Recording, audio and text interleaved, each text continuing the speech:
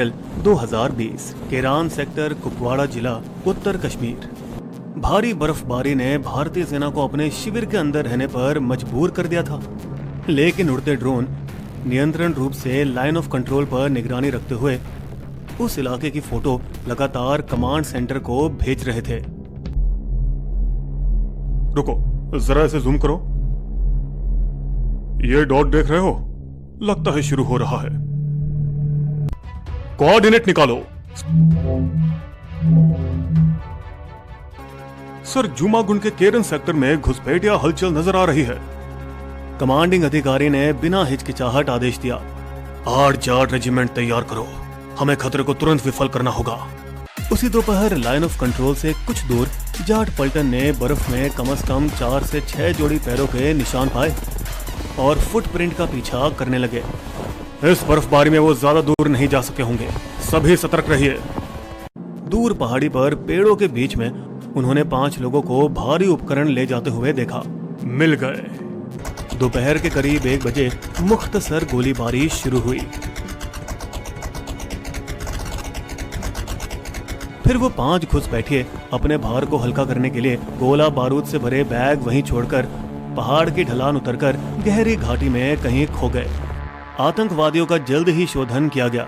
उत्तर में line of control और दक्षिण में शमशाबरी चोटी के बीच सीमित आवा, कुमकाड़ी, जुरहुमा, सफवली, बटपोरा और हायहमा के गांवों पर घेराबंदी लगवा दी गई। 2 अप्रैल गुरुवार की भोर 41 और 57 राष्ट्रीय राइफल्स के सैनिक ऑपरेशन में शामिल हुए।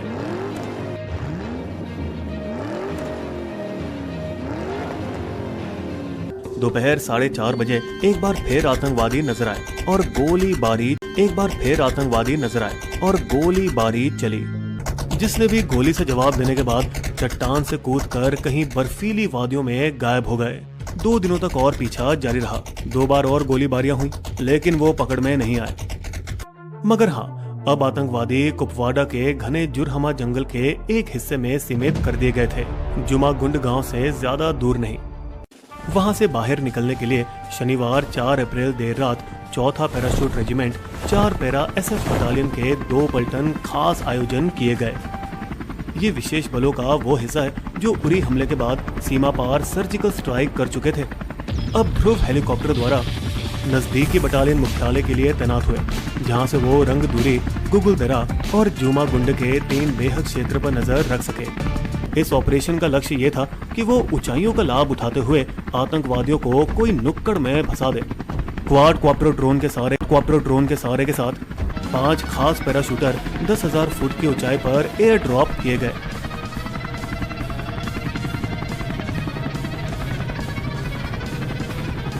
सूबेदार संजीव कुमार दस्ते के नेतृत्व में थे। उनके पैरों के निशान का पीछा करो। कमांडो ने धीमी सतर्क गति और चारों ओर नजर रखते हुए निशान का पीछा किया। फिर जब रविवार 5 अप्रैल की सुबह होने वाली थी, आगे के सदस्य सूबेदार संजीव कुमार, पैराट्रूपर अमित कुमार और हवलदार छत्रपाल सिंह अनजाने में कंगनी पर चढ़ गए। पहाड़ की चोटी के किनारे एक जमा हुआ बर्फ का टुकड़ा जो उनके इकट्ठे वजन की वजह से टूटकर नीचे गिर गया और वे तीनों खाई की गहराई में गायब हो गए। पूरे 150 फुट नीचे गिरे, सीधे एक जमे हुए पहाड़ी नल्हा के ऊपर, और ठीक उसी जगह पर आ गिरे जहां आतंकवादी छुपे थे। बावजूद इसके कि नरम बर्फ ने उनकी गिरावट के जोर को कम किया।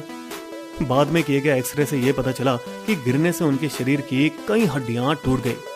हैरत आतंकवादी भी फायदेमंद स्थिति में थे, क्योंकि वे पहाड़ की आड़ में छिपे हुए थे। जैसे ही कमांडो अपने आप को इकट्ठा करने की कोशिश करने लगे, आतंकवादियों ने हमला किया।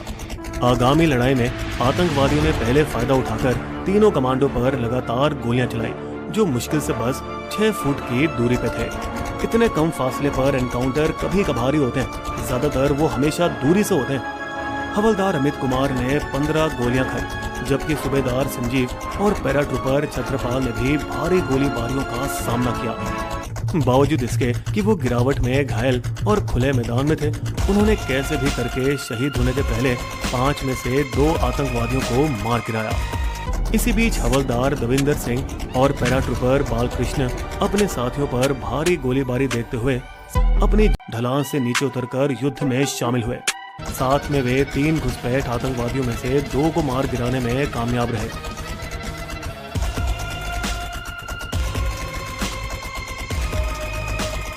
पांचवा आतंकवादी जो वहां से भागा 8वें जाट सैनिक का शिकार बना।